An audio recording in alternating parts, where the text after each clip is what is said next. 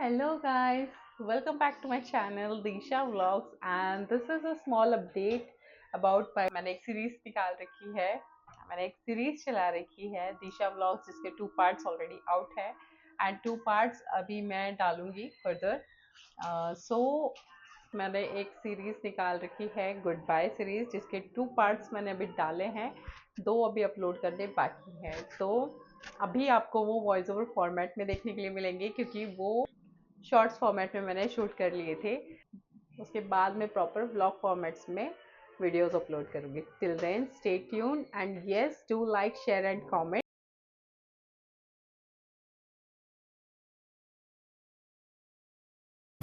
All right. So सुबह के 3:30 बजे हुए थे। मैं और मेरे हस्बैंड बच्चे सब रेडी हो गए थे और बच्चे फॉर्चुनेटली सो रहे थे और थोड़ा सा वाइंड अप करना बाकी था। बाहर का सामान जो भी था वो हमने अंदर शिफ्ट कर दिया क्योंकि हमें 5 o'clock निकलना था, बट निकलते निकलते 5:30 हो गए थे क्योंकि 9 AM हमारी फ़्लाइट थी। ये सामान सारे बाहर निकाल के फिर 5:30 हम फाइनली निकले और निकलते वक्त अंधेरा था, बट धीरे धीरे एयरपोर्ट पर पहुँचते पहुँचते 7 o'clock तक सुबह हो गई थी। और बस फिर काफ़ी अच्छा लग रहा था सुबह जब हम एयरपोर्ट के लिए जा रहे थे। इतनी अर्ली मॉर्निंग कहीं पर निकलना सुबह सुबह बहुत अच्छी वाइब देता है। और फिर बच्चे सो ही रहे थे तब तक। फाइनली हम एयरपोर्ट पहुँचे। लगेज हमारा इतना ज़्यादा हो गया था कि कैरी करने में थोड़ी प्रॉब्लम हो रही थी, बट वहाँ पर कोई हमें पोर्टर सर्विस भी दिखाई नहीं थी और फिर हमने खुद ही एडजस्ट करके ट्रॉली पर कैरी किया। मैं बच्चों को हमने स्ट्रॉलर में एडजस्ट किया दोनों को, और ट्रॉली हस्बैंड ने चलाई। बट फिर ये उठ गए थे उस टाइम तक। फिर ऐसे ही बस हम चेक इन वगैरह करके हमने लगेज सारा सबमिट किया, और जब एक बार लगेज सबमिट हो गया तब हमें सिर्फ बच्चों को देखना था। ग्राउंड स्टाफ जो था वो काफ़ी हेल्पफुल था। उन्होंने देखा कि हम थोड़ा स्ट्रगल कर रहे हैं बच्चों के साथ, तो उन्होंने जो हमारे चेक इन बैग्स थे वो उन्होंने कहा कि आप ये भी सबमिट कर दो, बस 1 या 2 बैग्स कैरी कर लो अपने साथ। तो हमारे 4 थे चेक इन बैग्स, और वो उनमें से उन्होंने 2 सबमिट कर लिए थे और 2 हमें कहा कि आप कैरी कर लो जिसमें बेबी का सामान है। उसके बाद फिर हम लॉन्च की तरफ बढ़े, बट बच्चों ने हमें लॉन्च में नहीं बैठने दिया। ऑल्सो इंटरनेशनल फ़्लाइट्स रनवे काफ़ी दूर था तो हमें काफ़ी चलकर जाना था। तो मेरे हस्बैंड कह रहे थे कि हमें निकलना होगा पहले ही क्योंकि फ़्लाइट तक पहुंचने में हमें काफ़ी टाइम लगेगा। बोर्डिंग का भी प्रोसेस होता है, इसीलिए हम निकलते हैं यहाँ से।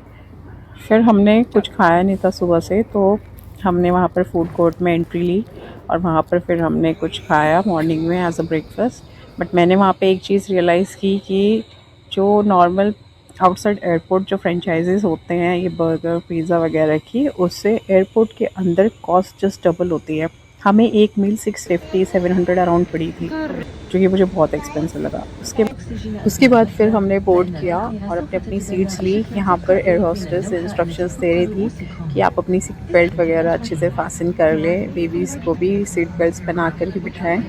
और बस हमारी सीट्स जो थी वो हमने 3 बुक की थी बिकॉज़ चीकू जो था वो इन्फेंट था, उसे हम अपने गोदी में कैरी कर सकते थे, बट अव्यव गोदी में नहीं बैठ सकता, तो बच्चों के लिए एक सीट अलग से हमने बुक की। फ़्लाइट हमारी एतिहाद एयरवेज़ थी और जो हमारी सीट्स थी वो फ़्लाइट की जो विंग एरिया होता है उससे आगे की तरफ थी, मतलब फ़्लाइट का जो फ्रंट पार्ट होता है उस पर हमें सीट्स मिली थी।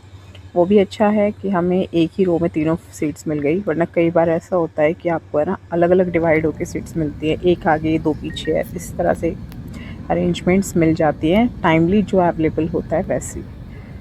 इसके बाद बच्चे जागे हुए थे और हम अच्छा है हमने बेबी बैग कैरी किया था जिसमें बच्चों का सारा खाना पीना छोटे मोटे नेसेसिटीज़ थी। और बस मैं फ़र्स्ट टाइम फ़्लाइट में बैठी थी इंटरनेशनल, तो मुझे बहुत अच्छा लग रहा था बिकॉज़ सबसे पहले मैं डोमेस्टिकली ही ट्रैवल किया था। लिटरली मेरी एनर्जी बहुत पॉजिटिव थी।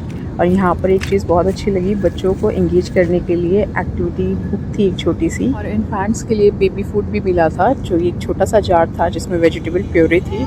और ये भी बहुत अच्छा मुझे लगा जो इन्होंने बच्चों के लिए ये सब कॉम्प्लीमेंट्री दिया। और अभियुक्त तो इसमें बहुत ज़्यादा इंगेज हो गया था बिकॉज़ वो उसके लिए एक फुल टाइम इंगेजमेंट एक्टिविटी मिल गई थी। इसमें एक छोटा सा कलरिंग सेट था, पेंसिल कलर्स, और एक वॉरेन एंड रॉस की बुक थी बेसिकली। उसमें प्लेन पेपर्स थे, ड्राइंग कर सकते हो, बच्चा लिख सकता है कुछ भी, और पीछे कुछ एनिमेशन कैरेक्टर्स थे जिसे बच्चा कलरिंग कर सकता है। तो ये पूरे टाइम उसमें इंगेज रहा, मम्मा ये कर दो वो कर दो। और यहाँ पे ये गेम खेलते हुए जा रहे थे बिकॉज़ फ़्लाइट मोड पे हमारा फ़ोन डलवा दिया था, नेट वगैरह कुछ नहीं चल सकता था। मैं यहाँ पर बस एन्जॉय कर रही थी और चीकू यहाँ पर सो गया था, अव्यक्त स्टिल बिज़ी था। और उसके बाद फिर ऐसे ही बस आधा सफ़र कट गया था चीकू के सोते-सोते। और ये नेक पिलो मैंने जो इनको दिलाई थी वो मैंने यूज़ की थी यहाँ पर। उसके बाद फिर अभी को वॉशरूम जाना था और मुझे नहीं पता ये कब कब मैं ले गई बिकॉज़ मैं तब सो रही थी। और केविन क्रू के साथ इन्होंने फ़ोटोज़ वीडियोज़ क्लिक की वहाँ पर। वो बहुत स्वीट होते हैं बाय नेचर, और बहुत क्यूट भी थी। उसके बाद फिर ये वापस सीट पे आकर बैठ गए और चीकू अभी भी सो रहा है। और अवयव के साथ मैं भी इंगेज हो गई थी, मैंने भी अपने आप को थोड़ा सा वहाँ पे बिज़ी किया। और क्योंकि बच्चों को सेटल करके रखना बहुत बहुत इम्पॉर्टेंट होता है, क्योंकि अगर एक बार इन्होंने रोना शुरू किया तो पूरे पैसेंजर्स आगे पीछे सब डिस्टर्ब हो जाते, थोड़ा एम्बैरसिंग भी लगता है। और जब मैंने ऊपर से देखा तो लिटरली क्लाउड्स बहुत नीचे लग रहे थे, ऐसे जैसे कॉटन होती है ना वो उड़ रही है आसमान में। उसके बाद फिर फाइनली हम पहुंच गए थे, हमने लैंड किया। और जब लैंड करती है फ़्लाइट तो पीठ में एक अलग सी बटरफ्लाइज उड़ती है। और फिर हम बाहर निकले और जाना था हमें आगे की तरफ एयरपोर्ट पर।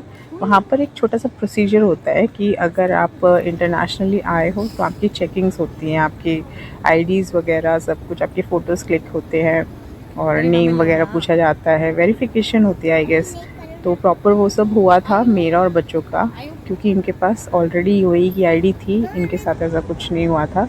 और ये भी काफ़ी लॉन्ग था, वे पूरा चलना पड़ रहा था और एग्ज़िट गेट तक जाने के लिए।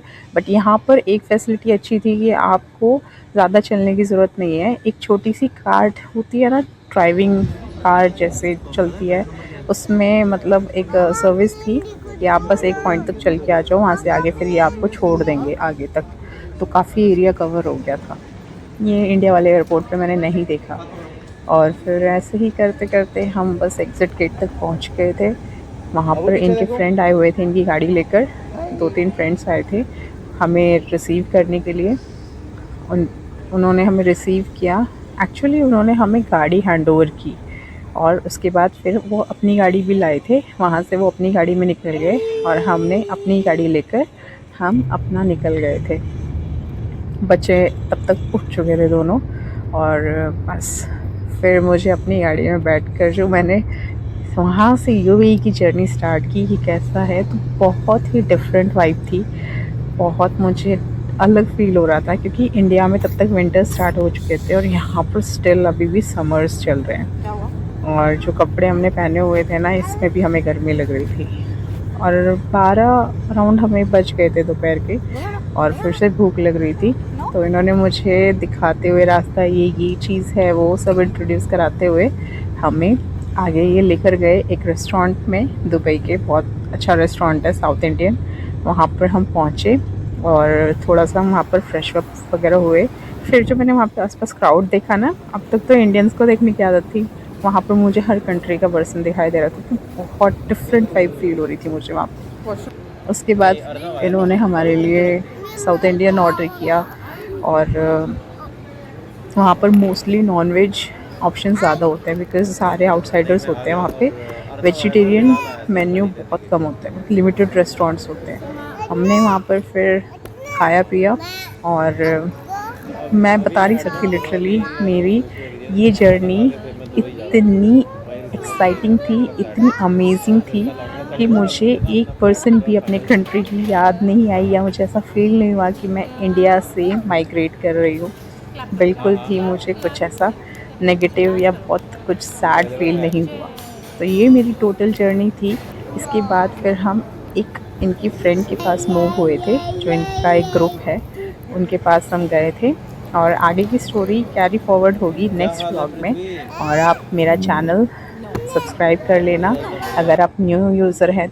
और यहाँ हम पहुँच चुके थे इनके फ्रेंड के घर, जो कि दुबई में है, और वहाँ से व्यू इतना अच्छा दिखाई दे रहा था। आगे की अपडेट्स के लिए आप वेट करें नेक्स्ट व्लॉग का। Till then take care and do not forget to like and subscribe my channel, and also comment down below if you're liking my vlog or not, and what else advice or suggestion you would like to give to add up in my vlog to make it more better. Till then, take care, bye.